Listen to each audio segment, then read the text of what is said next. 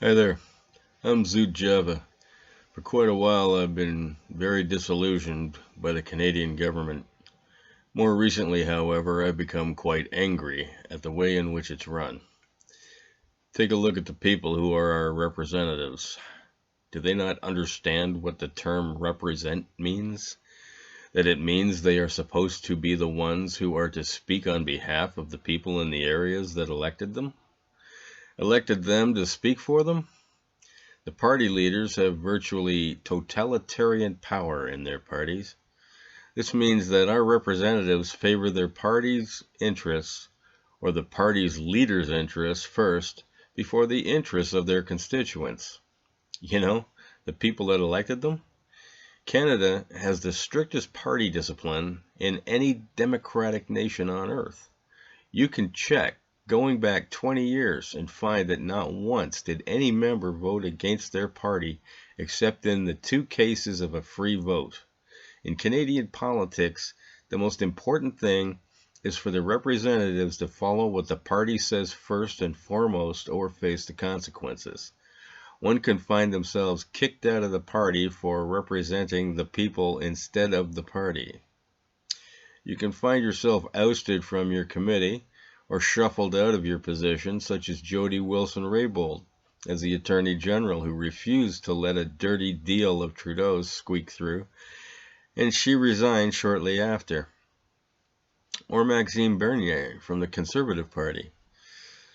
Now, there are party whips to see to it that there will be enough MPs present to win a vote if one is called. MPs are to basically do as they are told, and particularly when speaking in and outside of the legislature. In the Canadian system, the platform, if you will, of a party starts as promises and comes through as a result of votes. Enter the whip. The whip makes sure everyone does as they are told or else.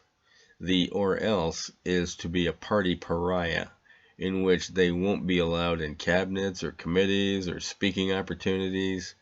Our governments believe that without party lines or whips enforcing things, it would be more difficult to pass their legislation.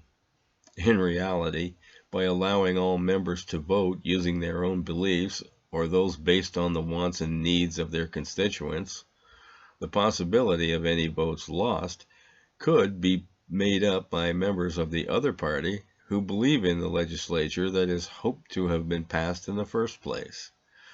Another reason for the strict discipline in Canadian politics is because of non-confidence votes. Unlike other parliamentary systems, all opposition motions can be determined to be non-confidence votes if the governing party decides it to be so. In doing so, an election can be triggered.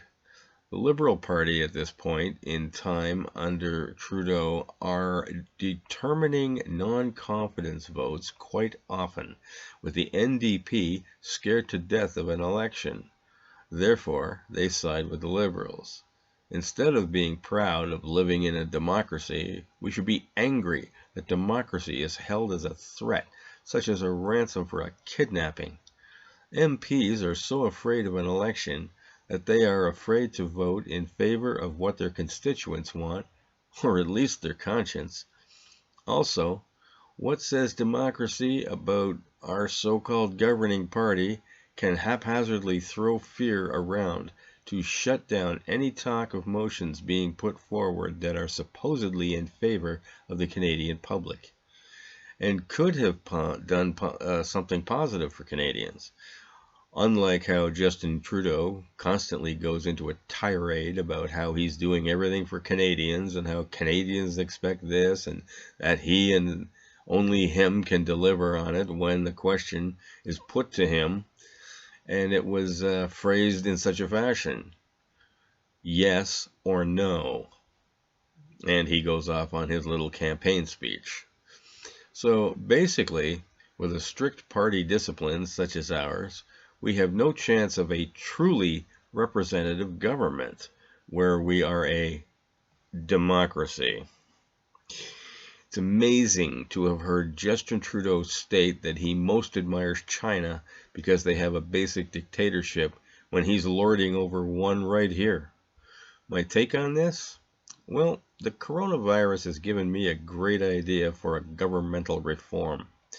Because the government shut down the schools and forced the children to attend classes online, I came up with an idea for our government that I call true democracy. Governments were set up in the fashion that they were because they are needed a central area to vote on ideas. But given the size of countries, representatives were elected to go and put forth the concerns of these people. So I say that our representatives would be elected to take 5 concerns of their constituents to Parliament and put them forth in the meetings. These concerns would be voted on by the Canadian citizens in their homes on their computers. Once a week, the ideas would be posted for everyone to see. Should they wish to investigate it further, they have the internet to check it out.